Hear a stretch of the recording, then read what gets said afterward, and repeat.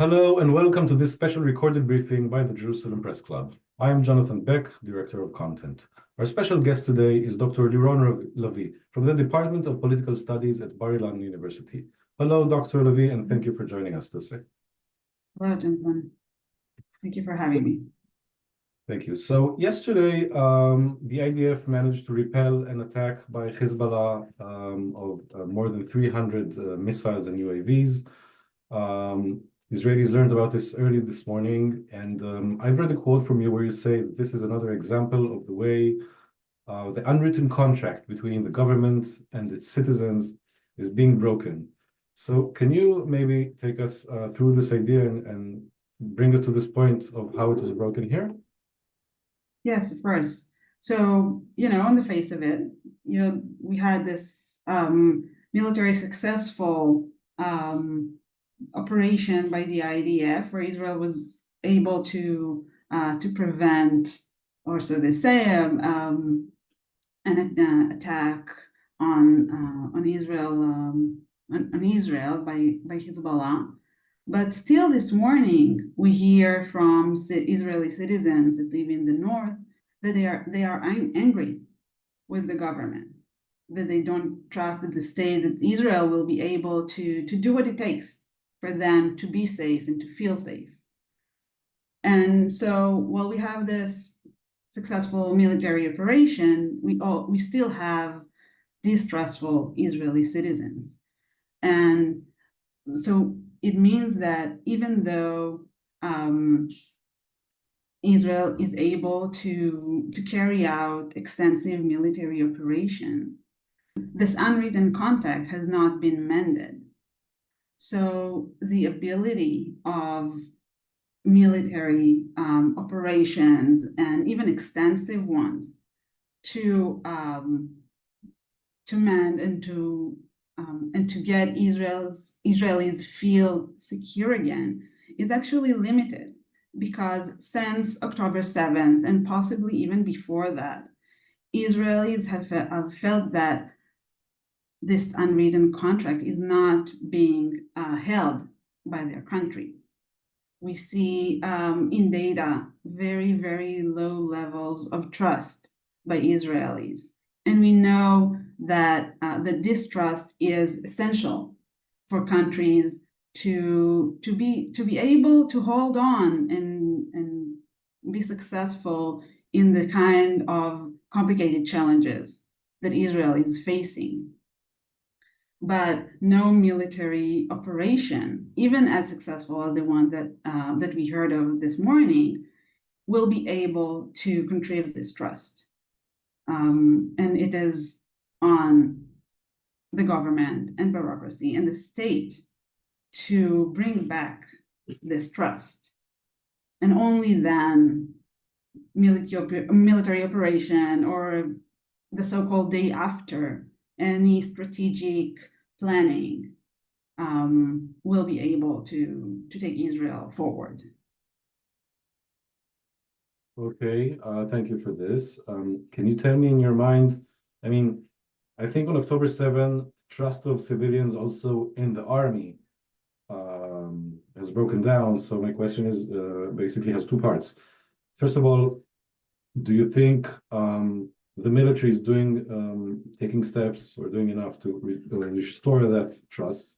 And secondly, do you think from the government's perspective, should the army be like the agent of restoring trust, or is the IDF wooing the civilians on its own to gain their trust back, and the government should do its own story with the civilians? Because these are essentially seen as almost two systems, even though one system is obviously an agent of another.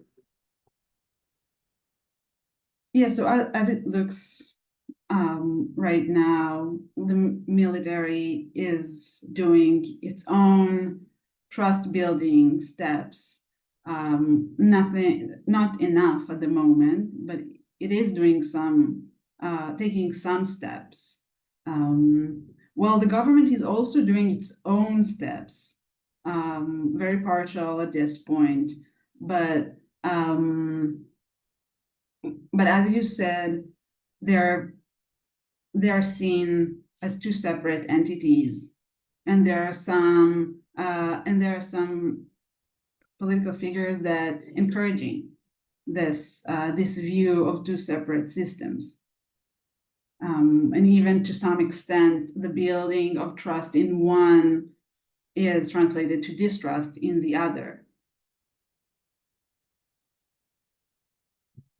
Okay, are you implying that elements within the government would like to shake the public trust between the electorate and the military?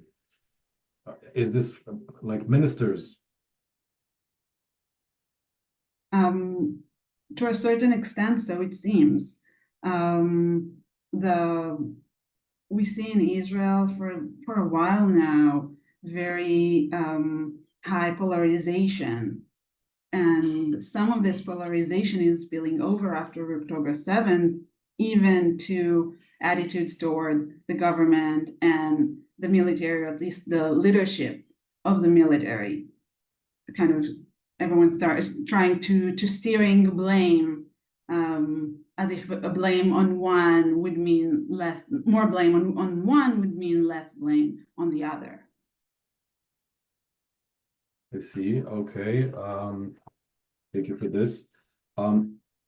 As we said, like October 7 was, let's say, the breaking point. Yeah, I mean, even to the point of people in the safe rooms in Be'eri, Faraza, hearing gunshots and thinking, this is our army, this is our police, and they were failing that day. So we're now 11 months into the war. Since then, there have been quite a few, stations in which the government had, let's say, major opportunities to change or restore the contract between the government and its citizens. Can you say, in your thinking, what happened since then? Because it doesn't look like trust has been restored so far. I have to agree. It doesn't seem that the government is doing enough to restore that trust. On the face of it, a major crisis like the one Israel has faced on October 7 is a perfect opportunity to create unity and to actually restore, because we saw this major threat, and that reminded Israelis that beyond any internal tensions within Israeli society, there is this external threat that is coming to all of us. But there has been minimal or even no attempt to harness this to mend frictions and divisions within Israeli societies. Sorry, not to say that it took a very long time, and sometimes we don't see even now the necessary steps that the state needs to do to signal its citizens that it's holding up to its side of the contract. Okay. Assuming elections are not around the corner and a complete change of government is not in the offing, and assuming that this is in the interest of this government, what should it do to restore the trust of its citizens? What concrete steps can it take that would restore the trust? So one very relatively easy step to take is to change the rhetoric from polarizing rhetoric to a trust building, unifying rhetoric. When we actually see almost the opposite, if you just think about the contestation about the ceremony, the Memorial Day for October 7th coming up, instead of taking mamlechti, more unionized approach, the government is going for a very polarized sectorial partisanship approach to this. So that would be one thing. And the other thing would be to let people know that they are heard. sometimes it's even more important than actual help, because we know that the government is compensating and is giving a lot of money and resources. So it's not always a problem of what the government is doing, but it's how it's being done and how to make people feel that they are being heard and sympathize and their concerns being addressed. And for this, there has to be direct communication between the leadership and the citizens. Okay, thank you again for this. Having said all that, I would like if you could say in one word, or maybe more, because it's not going to take just one word. After all this, we see political polls now. Of course, elections are still far off, and polls are very much subject to change. But remarkably, we see that Netanyahu's Likud, which is the party that brought Israel to this, I would say, brink of destruction on October 7th, is actually getting stronger in the polls and might even win. How can you explain, except for a sort of cognitive dissonance, how can you explain this, in other words? I'll explain it as an evidence of how, first, the dominance of Netanyahu in Israeli politics. There's no question about it. He's the longest serving prime minister in Israel's history, and he is our studies show that he's much more than persona by now. He's associated with the values that people hold, with their sense of identity. So it's hard, coming to think about it, it's hard, especially in face of such a crisis, to go against someone or something that helps you to define who you are and that signals you the values that you hold. So over time, and after the initial shock and maybe anger that people have felt, they're restoring back to who they are.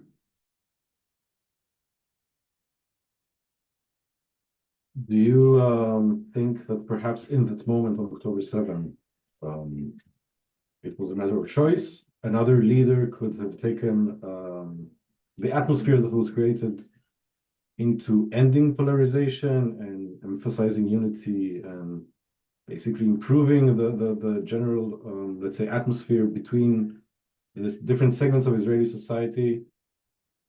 And it has not been done. I mean, there was like a little moment of unity there that could have been, let's say, leveraged by a different leadership. Could you say that, or would you say that with any leadership, we would end up today as we are, like October 6th mentality? I would say that there was an opportunity there, and a couple of opportunities since that have not been taken. But that being said, I will also say that with Israeli society and politics so polarized around Netanyahu, I'm not sure that at this point it would have been enough. Coming back to our earlier point about trust, it would have taken more than one unifying speech for Netanyahu to restore back any trust or a sense of unification around him that will be contra to the polarization that he came to signal or to symbolize. Okay, Dr. Lavie, thank you very much for this briefing. I would like to ask you, I don't know if you're a gambling person. If you would toss a dice and say who would be the next person to form the Israeli government, would you bet on Netanyahu or someone else? This is recorded. I would not dare. You can say it's an estimate, it's fine. It's hard to tell. But I will give you a political science answer to that, and not a gambler one.